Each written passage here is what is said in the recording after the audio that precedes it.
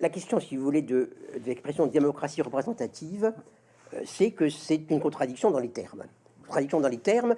Bon, démocratie, ça veut dire précisément, il n'y a pas de représentation, c'est-à-dire là où la démocratie existe vraiment, c'est-à-dire comme un fonctionnement politique, on est, disons, il n'y a pas des gouvernants et il n'y a pas des gouvernants et des gouvernés, il n'y a pas des gens qui, disons, choisissent des représentants. Non, tout le monde est effectivement en quelque sorte détenteur de l'autorité, commune. Ça, c'est ça qui définit, bon, la démocratie. Bon, la représentation, c'est quoi? La représentation, on présente toujours ça sous la forme d'une espèce de réduction statistique.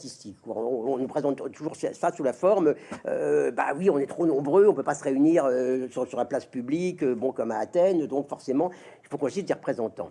Mais je crois que c'est une vision qui perd complètement ce que ça a voulu dire représentation historiquement, quoi. La représentation historiquement telle qu'elle a été comme ça constituée, bon, notamment bon, à travers bon, la pensée politique là, des pères fondateurs américains, c'est pas l'idée d'une réduction statistique non, parce que d'une certaine façon, pour eux, il n'y a pas le grand nombre qu'on réduit au petit nombre voilà, par choix, il y a le petit nombre contre le grand nombre. Et au fond, la représentation a été conçue spécifiquement comme un régime qui devait, bon, à la fois, bon, disons, s'opposer bon, à l'arbitraire monarchique, mais aussi s'opposer à ce qui était leur obsession à l'époque, à savoir ce qu'ils appelaient la tyrannie des majorités. Donc, ça veut dire quoi là, que la représentation, ça a été pensé comme une espèce de, en fait, je dirais, de démocratie pour petit nombre, d'une certaine façon, quoi. Parce que, bon, si on prend les premières constitutions américaines, on se rend compte que, bon, il y avait des élections très, très rapprochées, au début, je crois, tous les ans, une espèce de contrôle permanent. Donc, l'idée que les représentants, en quelque sorte, restent très, très proches de ceux qui représentent, qui sont toujours sous leur contrôle, quoi.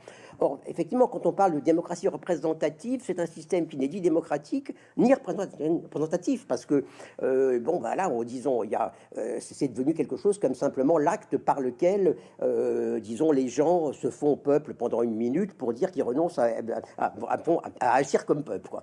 Et effectivement, alors que le système représentatif, c'était quand même l'idée qu'il y avait une espèce de classe, qu'il y avait une espèce de vision un petit peu générale de la société, qui choisissait les meilleurs d'entre elles, etc. Bon, c'est fini maintenant, bon, c'est simplement, disons, un groupe de professionnels de la politique. Donc on a quand même cette situation invraisemblable qu'on nous dit c'est la démocratie représentative, mais sinon c'est ni la démocratie ni la représentation. C'est une espèce de monstre, donc on ne sait pas très bien comment le qualifier. C'est une sorte, en fait, on est sur un régime monarchique fondamentalement, on est sur un régime monarchique avec entourage oligarchique, quoi. Et je pense qu'il faut quand même quelquefois regarder les choses en face, quoi, et ne pas quand même disons accepter les mots qu'on nous impose, quoi.